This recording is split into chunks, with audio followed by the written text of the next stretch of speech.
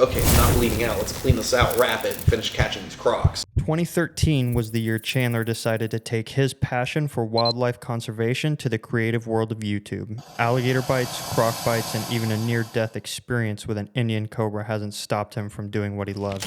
It wasn't always 2 million subscribers, hundreds of reptiles, crocodiles, alligators, and 2 beautiful camels right on his private acreage. In this interview, we're going to unfold the wild journey it took Chandler to get here. He's also going to share his best advice on chasing your goals and what it truly takes to achieve them. Let's find out exactly how a kid from South Florida chased his dreams and turned them into a reality.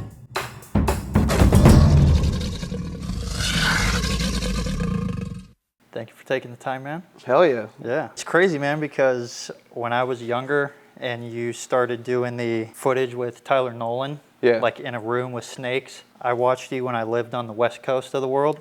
Where at? San Diego.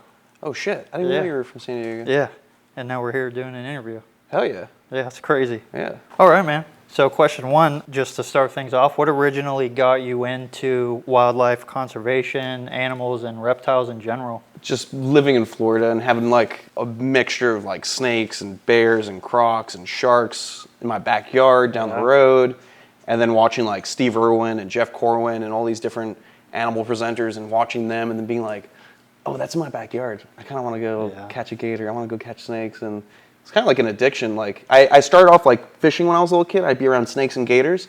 And then I was like, I don't even want to catch fish. I want to catch like snakes and crocs and stuff. So it was really that, like being in Florida, being lucky enough to grow up in South Florida, and like growing up watching all these awesome presenters and like the best time of like TV when it came to like animal presenting, like Steve and Jeff and everyone.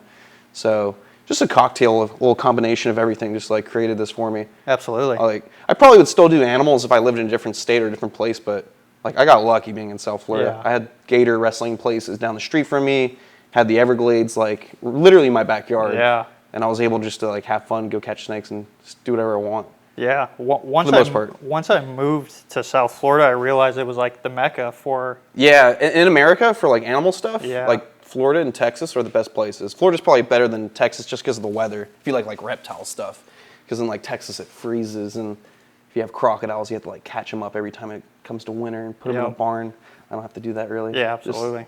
Just really like the small crocs and stuff. So you would say your atmosphere and surroundings is what kind of led you into it? Yeah, just a combination of crazy South Florida. It's funny that you said fishing because a few creators like Paul Cafaro, they all started with bass fishing videos, and you know it branched them out into their what they wanted to do. Yeah, like pond builds and stuff like that. Yep. Yeah, you can't live in Florida and not like go fishing, you know. Yeah. And then once you're fishing, you're seeing like if you're on the ocean, you're seeing like manatees and dolphins, and if you're in the Keys, you see crocodiles, and you know no matter where you are, you're gonna see animals. So you'll end up liking animals. There's no way you can fish and not like nature. Hey, buddy. World's biggest reptile, saltwater crocodile. Yeah, good boy. Yeah, I love this guy. Stay over there. I wanted this specific animal since I was a little kid watching Steve Irwin. I always wanted a saltwater croc.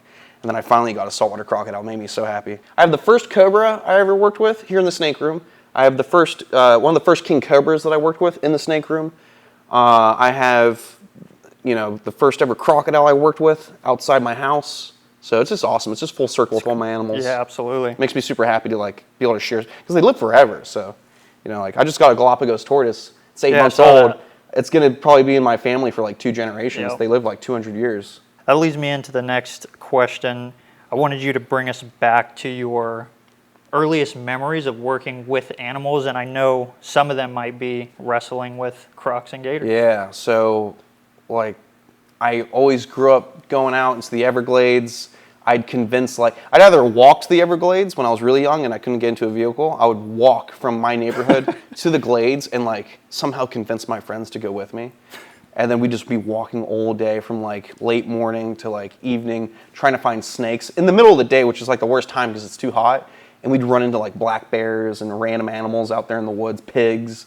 And we're like eager to be around gators and snakes. Yeah. So I would just try to go out snake hunting a lot. And then once my friends could drive at like 16, I would just be like convince them like, dude, we'll have so much fun. Let's go to this one spot. It's not that far. I convinced them to drive like an hour to 2 hours into the Everglades in the middle of nowhere, just to go see gators and catch pythons and have a good time. So yeah, I just grew up being crazy, and For a majority of my childhood, my parents didn't want me to have like pet reptiles. Oh, when I was wow. young, my mom, she knew I really wanted reptiles. She went to a reptile shop, saw a baby python, was about to get it. I think it was a Burmese python. And then she saw an enclosure next to it of like a 15 to 18 foot python, same species. And she's like, no, we're not getting that. So I almost got a giant python when I was a little kid. That's but my funny. mom's like, nah, we're not doing that. So I actually would go to like a local reptile shop. I'd get a ride from a friend, and I would buy like albino boas and regular boas, scorpions, blood pythons, and I had these big totes in my dressers. You'd open the dresser a little bit, and it would be clothes. And then if you opened it up all the way, you'd see the tote. So the clothes were like a decoy. And I'd have like an albino boa, a regular boa, because a lot of like breeders and facilities will have big like pull-out drawers that they keep them in, which is fine because a lot of them like to hide. So I basically had that in my dresser, and then I had like scorpions. I had one with a tarantula. I had a plastic shoebox with mulch in it, a little plastic bag with my money in it, and then scorpions in there because my brother doesn't like snakes or animals like that. So Okay. I'd like put my money in between a bunch of scorpions and put it in my room so my brother couldn't take my money. Because we're brothers, you know, we take Yep. stuff from each other. A lot of kids hide stuff, and to be hiding animals is not the worst thing to be hiding. Yeah, I got in a little bit of trouble, but for the most part, my parents didn't know about a majority of the stuff I hid in the house. And then eventually, I got my own place because they kept going, you can get all this crazy stuff when you get your own house. I'm like, okay. And then, flash forward, we're here. We're sitting in a room with the deadliest snakes in the Yeah. world. Got camels outside, crocodiles. Yeah, hundreds. Man. Living my best life. Absolutely. I think it's a byproduct of chasing your dream pretty much. Yeah, Like you're yeah. a big advocate for telling everyone to follow their passion and chase Yeah. their dreams, and this is what happens. Like when you're like addicted to something, and for me, my addiction has always been like being around animals, like my passion, and you just go for it. It just works out, falls into place. There's lots of different passions out there, and it can be difficult to get to where you want to go, but animals are a good example. Like working with animals is hard because there's a lot of positions you can get, but none of them pay well. So you could be Yeah. like entry-level zookeeper or volunteer. You're probably not making any money, and then eventually you get a job, and you're only getting paid like $10 to maybe $14 an hour Yeah. at a good place. Most places you can't make good money unless you own the facility or if you're like a manager with a degree. So I just kept moving forward, and my idea of like the best circumstance was to own my own animals and to be able to take care of them myself and to be in charge of like how they're taken care of. Because I always worked at these different wildlife parks, and I wouldn't argue with them, but I'd be like, man, I would do it a little different. Yeah. I would treat the animal a little different. I'd give it more of a natural enclosure. I wouldn't make them work so much for the public. And I just phased out of alligator wrestling, which was my first like volunteer gig, doing shows with gators where we would get on a gator's back and do the old tricks and stuff that they do for gator shows where you open the jaws, you show the jaws off, Yeah. you talk about the anatomy, you talk about the history of alligator handling. And it was cool to have that as my first start because that's like the cowboy stuff that's like phasing out now because there's not many places that do gator shows anymore. So like I was lucky enough to be able to go to this facility that was only going to be around for a few more years because it closed when I was like 17 or something like that. And I started okay. going there when I was 13. So I had a few years at this like wild cowboy type place Yeah. where it was gator wrestling, venomous snake shows, there was panthers, there was baboons, there was every type of croc you can think of, and caiman and giant bull gators. That was some So- of your first uploads, right, on YouTube? Was Yeah, the gators. first uploads, you see some videos of me like jumping on gators, and I'm like 13 years old. Like Yeah. I'm on like a 9-foot alligator doing a gator show. It's crazy, man. Such a unique childhood growing up. Speaking of those being your first uploads, I wanted to ask you about your creative journey on YouTube. Was it like a planned process, like game plan, I'm going to break this down and succeed on YouTube, or were you just so laser focused that you just had the camera and it worked out? It's a little bit of both. So I always wanted to make videos, and I always wanted to like make my own little like adventure series, whether it Yeah. was like more leaning towards like nature documentary type style, whether it's like Steve Irwin or Jeff Corrin. But I also grew up watching like Jackass and Wild Boys, so I like to joke around. I like to have fun. I was coming out of college. I went for like a business degree so I could like come up with a plan and try to get a loan to do a facility. But then I realized it's probably not going to work out like that. I think my best bet is probably to get a good paying career that I enjoy, and then on the side do my animal stuff, which Yeah. is kind of sucks because my passion is animals. But I also like people, and I come from a family of firefighters and cops. So I thought being a firefighter would be a great thing, and then become part of Venom 1, so I could help people get bit by venomous snakes and help them.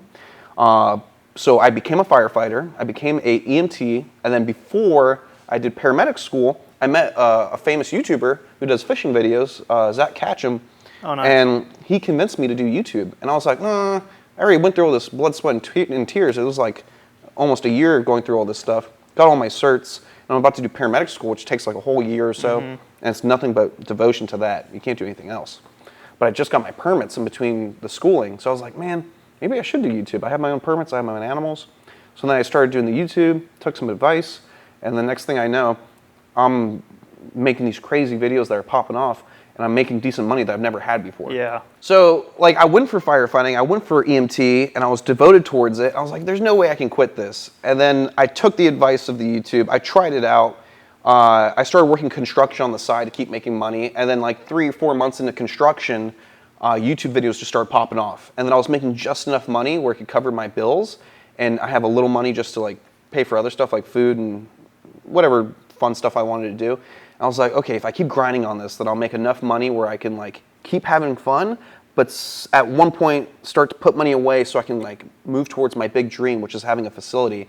And in my eyes, I wanted like 10 to 20 something acres so I could have like a crocodile devoted facility and breed endangered crocs, have big, beautiful crocodiles to do feeding demos with, and just be able to do like private tours. So the animals aren't overworked. I'm not wrestling them or anything like that. I wanted to move towards like the Steve Irwin style of doing demos. So you feed the animals, they come after you instead of you going after them, pulling them out of the water. They just chase you for food, which is honestly more fun. And it's better for the animals, good exercise and less stress. It was really just like a quick turn in my career because I always wanted to do YouTube and I always thought about like doing a TV show, but TV was kind of like fading out and now it's all about streaming. So I was just like, man, maybe this is the way. So it worked out, started to make money, and then eventually after a couple of years of hustling, putting the money away, I was able to move to this 10-acre property where now we have this big, beautiful serpentarium, and I'm not like, handling like a 14-foot king cobra in a closet-sized snake room. Now we have this big, beautiful room, big walk-in enclosures for the king cobras, and now these animals are living their best lives. And we're just gonna keep upgrading, making everything better and better. We have plans for doing acre-sized enclosures with deep, 12-foot deep natural ponds, spring-fed water so they stay warm and clean, and just try to make like the best possible private crocodile facility in Florida or in the world, just to showcase these animals and let them live the best lives possible. Like, I can't wait for this guy to be like 15 feet long and I'm feeding him for the demos. And people get to hold him with tape on his mouth and get pictures with him now while he's small, but then they get to come back in like 5 years when he's like 10 foot long and feed him then. So that's gonna be really cool. Yeah, man, just from knowing you for like maybe a year-ish, they change size and I don't recognize them because they get a different size. So I'm like, is this a completely different crocodile? Yeah. I mean, when you're not around Crocs, they kind of all look similar, and so the average eye they do. But like, this is like my niche. Like, I love Crocs, so like I look at them, and I'm like, oh, this one's special because they have these special bones or whatever. They get a certain size. They're from a specific spot in the world. For this guy, it's just he's the biggest reptile on the planet. I just always love Crocs, and saltwater crocodiles have always been my favorite. I mean, it's literally a dinosaur hunting reptile that survived past storms and volcanoes, meteorites, ice age. Like, this crocodile species have been through everything.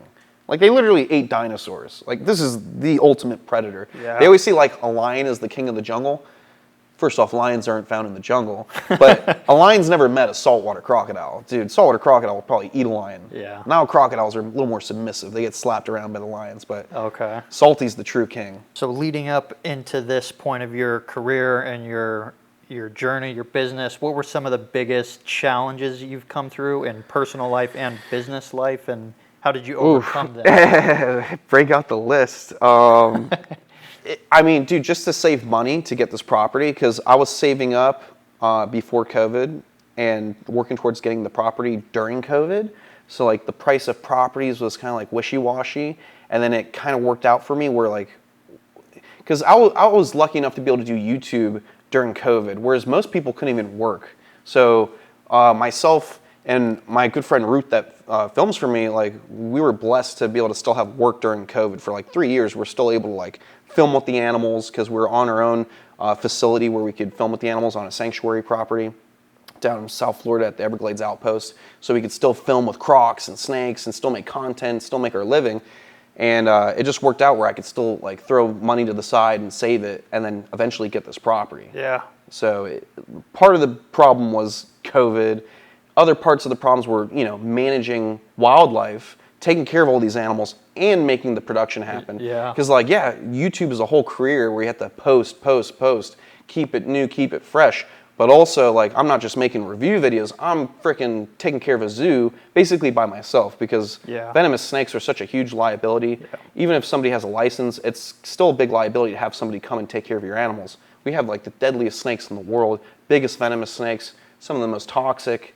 We have the most toxic snake in the world in this room, the taipan, and just some really cranky cobras. So it's okay, I have to take care of these animals, and there's very few people I can trust to take care of them for me if I want to leave. So it was just constant grind of taking care of animals, making content, still trying to have a good time while dealing with real life problems outside of filming.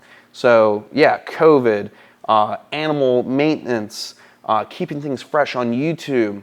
One of the biggest problems I had is when I moved to this property, it's oh, finally I got to this property, but a couple days into being at this property, I find out the whole county doesn't want me here because they didn't really know who I was, and they didn't like the idea of cobras and mambas and stuff. But I'm licensed by the state. Everything's very legit. I'm transparent with the FWC, which is what gives me my permits. Their license or their deputized officers. They come in, they do inspections, they look through all my stuff. Everything's super secure, double-proof or snake-proof buildings, snake-proof cages, inventory, everything. Bite protocol.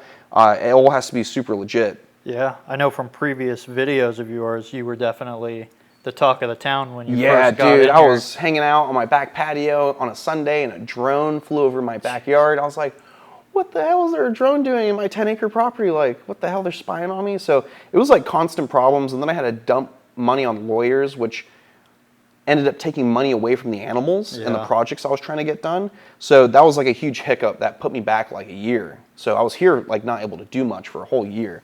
We got the snake room done, but it was a huge hassle to pay for everything. Yeah. And you're juggling wildlife, content creating, politics, trying to keep the money going. So that was one of the most stressful things I ever went through. And it didn't end until a year and a half, 2 years later. So I've been here for almost 3 years now, and we're just now getting projects done. We finally got the walk-in king cobra enclosure for Kevin, which he rightfully deserves. We're just now about to start doing the big acre croc enclosures, but it's in the past. But yeah, it doesn't come easy. Yeah, absolutely. Anyone trying to create a wildlife park knows it's a lot of money. It's very stressful, but it's my passion. So if I'm going to be stressed about something, at least it's something I enjoy being around. It's not something that I just get drowned out with work. Yeah. It is a lot of work, but I still get to work with my favorite animals on the planet instead of working in an office all the time. So I'm blessed to be able to do this stuff. Yeah, absolutely. I think the respect from your neighbors and community has grown as well. I see deputies are coming down, catching snakes with you and stuff. They'll bring in rattlesnakes that are found in front of people's houses instead of shooting them now.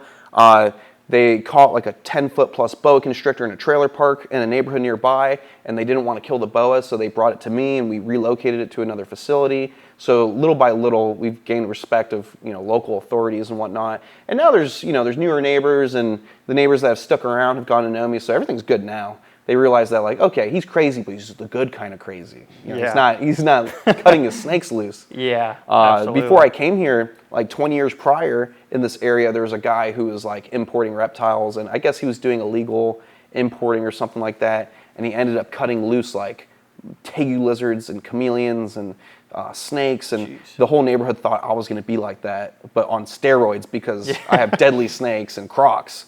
And I was like, nah, I'm not going to do that. This is all for the animals and keeping them in the right place and nice and safe. Absolutely. In your experience, what was your worst injury physically and mentally, and did it ever bring you to a point second guessing what you do? So yeah, I went to India because my buddy invited me out there, and he basically does all the snake relocation calls in Rajshir, India.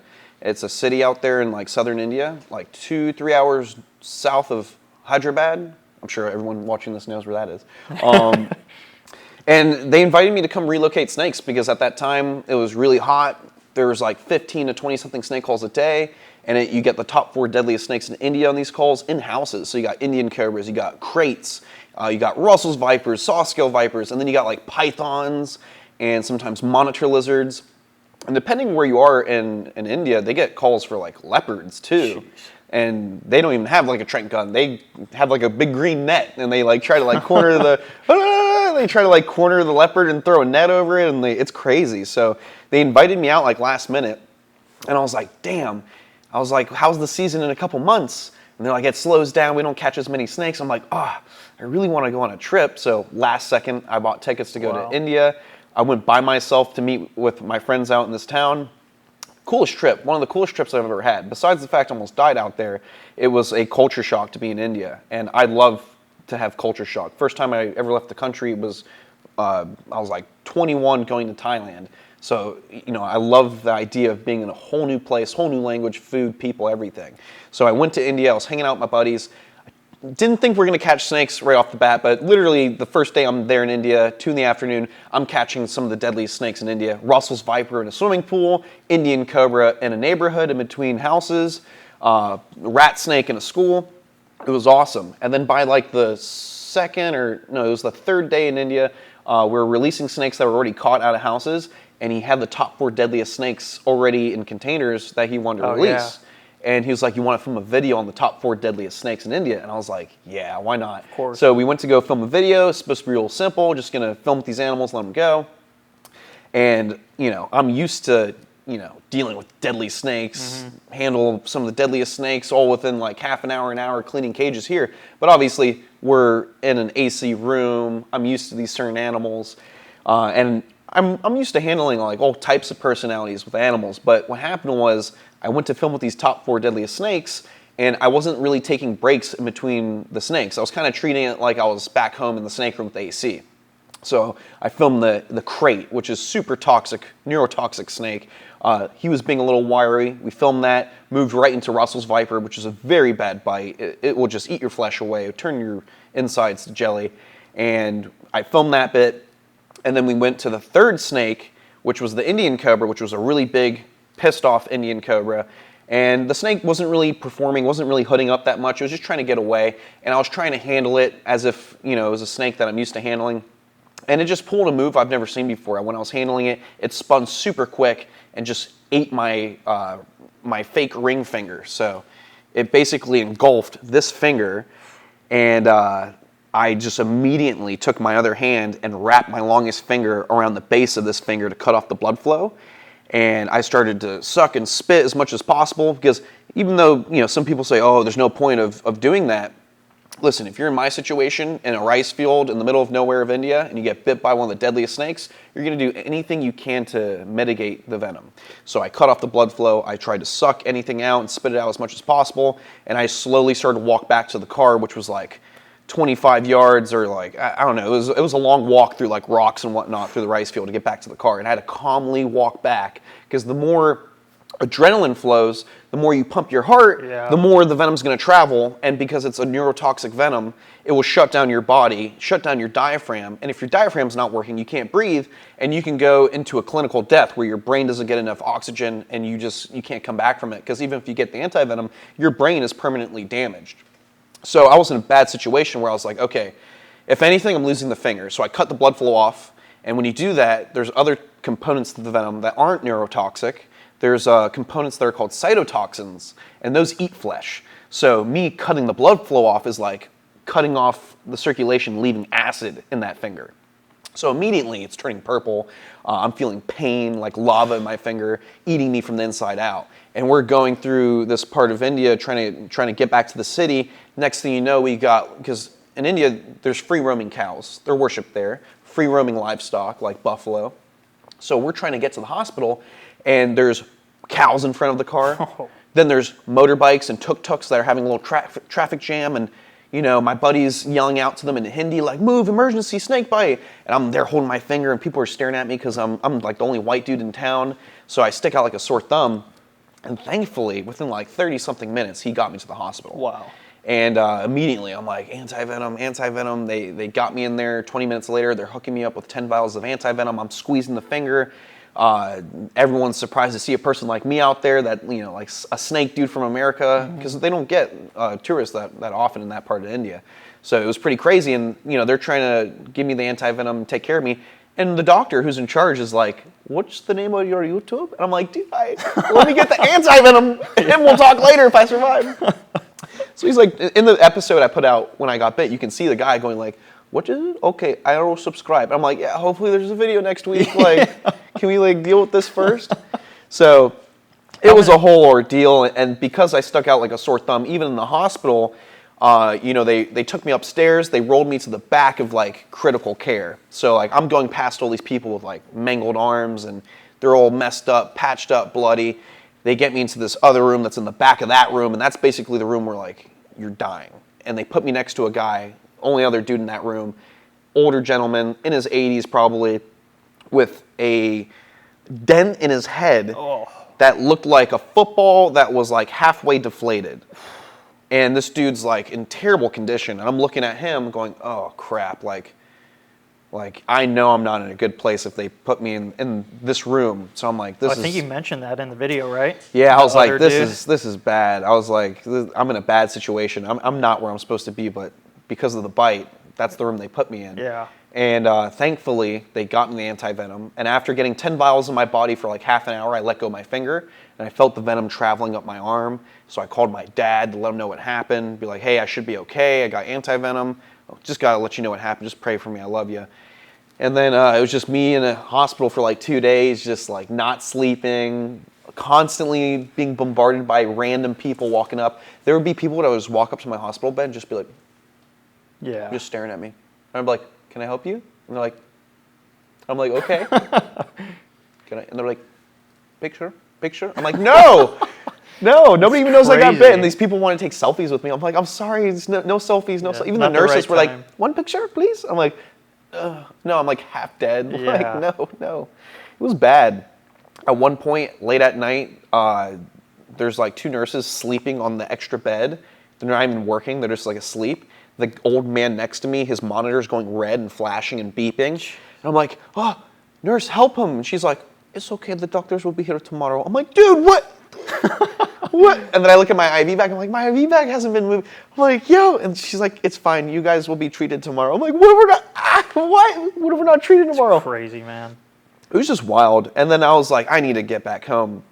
Yeah. So after I had the anti-venom in me and the venom was subdued and now I was just dealing with a rotting finger, I was like, I need to catch my flight, because my flight was like a day after being there for 2 days.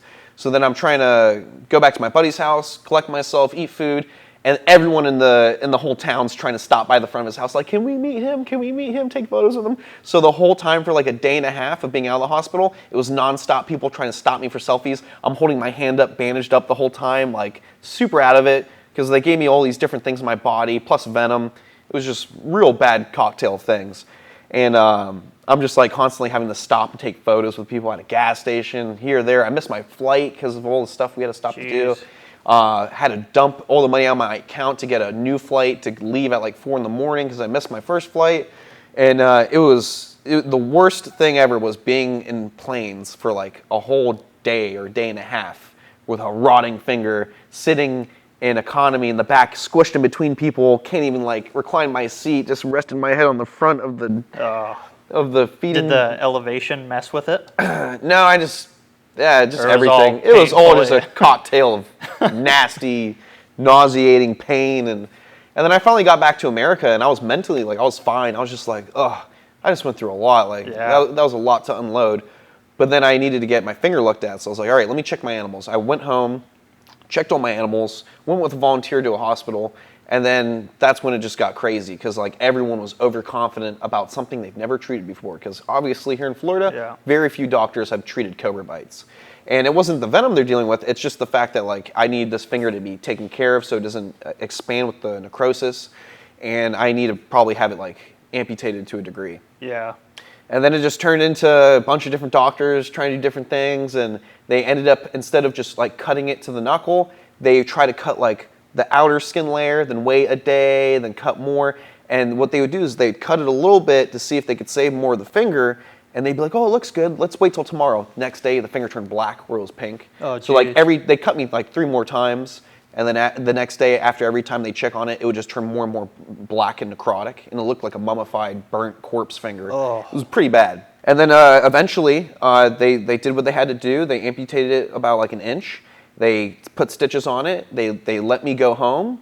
I was chilling at home. I started to get like, almost like, not like, kind of like panic attacks, like, because I was coming off of like being in the hospital, being on like painkillers and all these different things.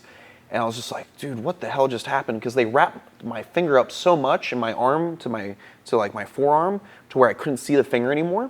And they're like, okay, don't come back for 10 days until your checkup. But with a venomous snake bite, you're supposed to look at it every day and keep it clean to make sure it doesn't get more necrotic. So they wrapped up my whole like forearm and fingertips and everything, so I couldn't see what was going on. They didn't want me to look at it for 10 days. I'm like, no, like I could lose my whole hand or forearm. Yeah. And then it turned into me like freaking out, like I need to go back to the hospital. So then I got them to unwrap it, let me see it, explain things better. And then I got back home, and then my mental state just started getting like worse. And my friends noticed that like I was kind of out of it. It was because I had a brain bleed in the back of my brain, and it was slowly bleeding, and I was just like slowly going like a little crazy and not like comprehending what was going on. Jeez. And talking slower. And my friends were like, this is not good. So my friends teamed up to bring me to a hospital nearby, and then that hospital did a scan on me, and they're like, yeah, if you didn't bring your friend in, he would have died at his house. Wow. So if I hit my head at the house at any point, I would have died at my home. So it was really bad. That was the worst experience of my life, because I got bit by one of my crocodiles when I was transporting her from a sanctuary that donated her, and that was a bad bite. But nothing is worse than having venom in you and eating your flesh away, and then having to get constant anesthesia and treatments. Because I only got one surgery for my croc bite. For this, I had 4 surgeries. So 4 times of getting anesthesia in 2 weeks, which is not natural, it's not safe, and you can kill somebody like that. You can kill an animal by putting it under too many times. So that's what made it so bad. And then my mind state was like so altered that like my family was like convincing me like, you shouldn't hold the snakes anymore. You shouldn't even like keep the venomous. I'm like, I don't want to hear it. I just want to get out of the hospital situation. So I just want to get back home. Yeah, recover. Yeah, and eventually I got back to it. You know, I always am gonna work with Crocs and snakes the way I do. But in that time, my mind was so fragile that I was just like, oh, I have to like never touch my snakes apparently. But it was really just, make my family happy. Like, I won't pick up a cobra ever again. But yeah, out of respect for my family, I definitely like take time now and think about what I'm doing. I always did, but like that day could have been avoided if I just took time in between the shoots with the different snakes. And I shouldn't have just rushed it. And that was the big problem. I should have taken my time. Yeah. I remember you telling me like you were almost at a point, because you are such a great professional, you got so comfortable, like and it's just like the common things kind of were out the way. It's like, hey, don't forget you got fire in front of you, and it's gonna burn you if you take your eye off of it or you mess up. So it sucks that I got bit, but it's a part of life when you do stuff like this. It's a part of the territory, and I just have to learn from it and never make that mistake again, because it could have ended my whole life. I could have died there in India. I could have died in traffic in a car. So I'm really grateful to be still alive. And because of my medical background and because of being around all these different venomous keepers and zoos and stuff in Florida, I was mentally prepared for what to do if I got bit. So I immediately cut off the blood flow, did a tourniquet above my elbow, kept it restricted so I could keep myself conscious and see where I go, make sure I get to the right hospital. And it just happened to work out. But that was the gnarliest thing in my life, just because of all the surgeries and drugs and stuff that just like messed my head up. And I was like, damn, if I get bit again, and if it's in America, then I'm in a bad situation. I was lucky that I was in India with doctors that dealt with that cobra bite all the time. So that's what saved me, being around professionals that are used to that kind of bite. Whereas here in America, it's like, it opened my eyes. Like, okay, don't make a mistake here, because if you get bit here, you might get killed in the hospitals. And it's not like it's intentional. It's just they're not ready for it. Yeah. I was going to ask you, like, leading up to that point, all you can do is mentally prepare, right? And like play the scenario. That's why I was calm. I was just like, damn, I always played out this scenario in my head since I was a little kid if I ever got bit. And I just had to handle it calmly. Because if I freaked out and my heart started to palpate, then I probably would have gone unconscious before even getting into the car. I probably would have passed out in the field. I was going to say, you like the medical staff did a great job. Oh, yeah, they kicked ass. But if you weren't so calm, it could have took a completely different turn. Yeah, if I freaked out, it would have been bad news. I would have been dead. Yeah. And I have a friend that was bitten by that species of cobra here in America, and she had paralysis in half of her face. She vomited, and then she went unconscious in and out for days, and it messed her up. And she didn't cut the blood flow off. And she got bit on like almost the same finger as me. So it just shows you like Yeah. just a little bit of precaution or a little bit of knowledge to like manage the bite really got me the extra mileage I needed to get to the hospital. Yeah. So that's the crazy part about it. A lot of people will say like, oh, that was dumb, this and that. Like, yeah, I made a mistake. But, you know, it's a part of working with wildlife. Yeah. Sometimes you get bit. Sometimes you get charged. Yep. But you just got to know how to deal with it, you know. Yeah, I couldn't believe how calm you stayed from start to finish on the rest of your trip. I broke my leg in Denmark, and I woke up out of anesthesia, and I'm like in a horror film scene. The hospital's green. I'm alone at like 2 a.m. I'm freaking out, rip my IV out, and I'm like Spider-Man squirting blood on the wall. Oh! And I'm just seeing people passing by me, like not acknowledging me. I'm looking at them like, hey! And they're just, because we don't speak the same language, they just keep going, and it's making it worse for me. And you, man, like, you were so calm and collected. I was like, wow, that's You know, crazy, because you just can only mentally prepare. Some people say it's bad to be that comfortable with animals like this. Some people say it's good. My opinion is just, you know, if you have a profession where what you deal with is dangerous, it's better to be knowledgeable and calm than freaking out and, you know, being too spastic and making the wrong decisions. So Yeah. that's really what saved my life. It's just like having the background to stay calm. Because, dude, it was, I mean, I don't think there's many people that can get bit like that and be okay. Yeah, You know, I got very lucky, but also my background saved my life. Absolutely. I think if I was more of like a hot dog type, you know, just like, I don't know. If I was the kind of person who just like hot dogged everything and I didn't really have the background, and I was more of like a talk the talk but didn't actually walk the walk, yeah, I probably would have died. But because of my background, that's what saved me, and I think it was good that, you know, I am comfortable with what I do, and I'm comfortable with the situations that I put myself in because I know how to get myself out of those situations, you know. Yeah. Like when I got bit by the crocodile, I looked at the bite and I was like, oh, okay, because my medical background, I could tell what kind of wound it was. And I looked at it, I was like, okay, no arterial tear, no veins or no major arteries were severed. It was just like fat and muscle cut into. So then I looked at it and I was like, okay, I'm not bleeding out. Let's clean this out, wrap it, and finish catching these Crocs. And that's the thing. You got to know like what situation you're in, how bad it really is. Yeah. But when I got bit by the cobra, I was like, oh. You knew right away. I literally said, coño, which is Spanish for, ay, coño. Okay. Yeah. I remember you kept saying The that. Miami in me came out. I was like, ay, coño. Crazy. I want to just to come to our final question and one more piece of advice. What's the ultimate goal beyond this? I know you've achieved what you wanted to for so long, but for you and your animals, what's the ultimate goal, the legacy you want to leave behind? Just to make this facility super nice, natural, beautiful enclosures. The animals live the best lives, and we just get to capture the coolest moments of crocodiles and different reptiles here at the facility doing what they do best. Just like, you know, filming crocodiles building nests, mating behavior, showing off what these animals can do, showing off how well trained they can be, showing off how savage they can be, how far they can jump, and also just traveling the world and showing people different cultures and wildlife where they belong in the wild. Yeah. And to help with conservation groups. My biggest thing has always been conservation. Yeah. So I would probably say my biggest goal is to help contribute to conservation as much as possible with this facility and with the YouTube channel going around the world and helping out other groups. So that's my big goal, to travel the world and showcase these animals the best way possible. Yeah. And to eat really good food. That's a bonus. Yeah. I've seen, being in South Florida, a lot of animal keepers, shops and places with animals, and obviously you see some pretty rugged, not well-maintained places. Yeah, and you give it like happens. the best to your animals. So what do you say? I see the backlash on YouTube you get from other guys, whether it's them clout chasing or what do you say to people dealing with the haters?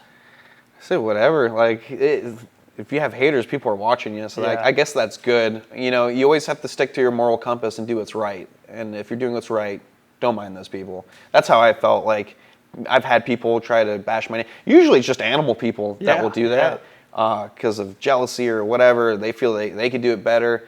You know, just keep moving. If you're treating the animal, like for me, I'm taking care of wildlife. So like, when my animals are healthy, I do what's best for them. I put them first all the time. That's what matters. If I had animals dying all the time and all my stuff was dirty and I wasn't doing a good job, then yeah, maybe I'd like think about what I'm doing and try to do it better. But I've always put my animals first. So whenever people try to talk bad, it's fine. They can talk all they want. It's not like they're coming here and trying to physically, harm me or anything. It's just a bunch of talk. Yep. And all I got to say is do what's right. Stick to your moral compass. Yeah, I've always done what's right, what I believe is right, and that's why I don't pay attention to any of that stuff. I'm like, these that's people are great. just looking for attention. It doesn't matter. Who matters? The people that matter are the people in your friend group and your family. If those people are coming to you and saying, hey, you should really change things up, then yeah, you maybe should open your eyes and change things up. But strangers that don't know you, don't know your ambitions and your goals like you do, like your friends do, then don't mind those people. That's great advice. Family and friends, you should listen to them more. They know you well. Yep. So if people do want to support you and your journey and your love for this world, what's the best way to do that? YouTube, Chandler's Wildlife on YouTube. They can go check out the Chandler's Wildlife website, chandlerswildlife.com. You can book a tour. You can buy merchandise like T-shirts and just help support the facility and help this place get built out. Yeah. And we have Patreon too, exclusive footage. But mainly, if you just watch the videos, subscribe, support, that's plenty of help. Cool. I've done the tour. If you guys are in the area or shoot, even travel, it is the best experience I've ever had with animals. You will not come closer to some of the coolest reptiles, camels. It is well worth the money. Thank you. Thank you, man. Awesome. I really appreciate it. No problem. Thank you, buddy. Thank you, Anakin. That's okay. Just keep your handle nice and calm. I'm trying to bug away. Kevin the King Cobra. Look at that.